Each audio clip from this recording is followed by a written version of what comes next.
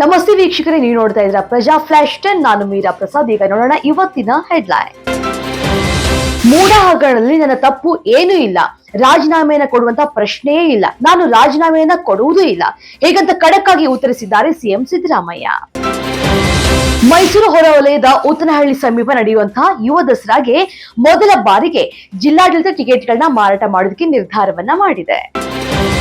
ಪಶ್ಚಿಮ ಘಟ್ಟಗಳ ಸಂರಕ್ಷಣೆ ಮತ್ತು ಅಭಿವೃದ್ಧಿಯ ಕುರಿತು ಡಾಕ್ಟರ್ ಕೆ ಕಸ್ತೂರಿ ರಂಗನ್ ಅವರ ವರದಿಯನ್ನ ರಾಜ್ಯ ಸಚಿವ ಸಂಪುಟ ಸಂಪೂರ್ಣವಾಗಿ ತಿರಸ್ಕರಿಸಿದೆ.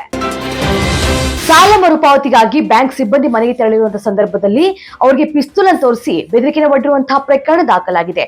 ಪುತ್ತೂರಿನ ಗ್ರಾಮಾಂತರ ವ್ಯಾಪ್ತಿಯಲ್ಲಿ ಈ ಒಂದು ಪ್ರಕರಣ ದಾಖಲಾಗಿರುವಂತದ್ದು. ಶಸ್ತ್ರಾಸ್ತ್ರಗಳ ಕಾಯ್ದೆಯಡಿ ಪ್ರಕರಣವನ್ನು ದಾಖಲಿಸಿಕೊಂಡಿದ್ದಾರೆ. ಸಿಎಂ ಸಿದ್ದರಾಮಯ್ಯ ಈ ಕೂಡಲೇ ರಾಜೀನಾಮೆಯನ್ನು ಕೊಡಬೇಕು ಅಂತ ಹೇಳಿ ಆಗ್ರಹಿಸಿ ಬಿಜೆಪಿಯ ನಾಯಕರು ವಿಧಾನಸೌಧದ ಮುಂದೆ ಇರುವಂತಹ ಗಾಂಧಿ ಪ್ರತಿಮೆಯ ಮುಂದೆ 1 ಗಂಟೆಗಳ ಕಾಲ ಪ್ರತಿಭಟನೆಯನ್ನ ನಡೆಸಿದ್ರು. ಹೆಜ್ಜೆನು ದಾಳಿಯಿಂದಾಗಿ ರೈತರೊಬ್ಬರು ಮೃತಪಟ್ಟಿರುವಂತಹ ಘಟನೆ ಬೆಂಗಳೂರು ಗ್ರಾಮಾಂತರ ಜಿಲ್ಲೆಯಾಗಿರುವಂತಹ ನೆಲಮಂಗಲದ ಗ್ರಾಮಾಂತರ ಪೊಲೀಸ್ ಠಾಣಾ ವ್ಯಾಪ್ತಿಯಲ್ಲಿ ನಡೆದಿದೆ. ತಿಮ್ಮಗೊಂಡನಪಾಳ್ಯ ನಿವಾಸಿ ರಾಜನ ಮೃತಪಟ್ಟಿರುವಂತಹ ದುರ್ದೈವಿ ಅಂತ ತಿಳಿದು ಬಂದಿದೆ.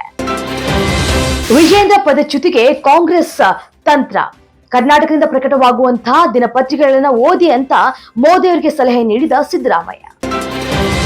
ಬೆಂಗಳೂರು ಉತ್ತರ ವಿಶ್ವವಿದ್ಯಾಲಯದ ವೆಬ್ಸೈಟ್ ಹ್ಯಾಕ್ ಪ್ರಕರಣಕ್ಕೆ ಸಂಬಂಧಪಟ್ಟಂತೆ ಕೋಲಾರದಲ್ಲಿ ಸೈಬರ್ ಠಾಣೆಯ ಪೊಲೀಸರು 3 ಬಂಧಿಸಿದ್ದಾರೆ.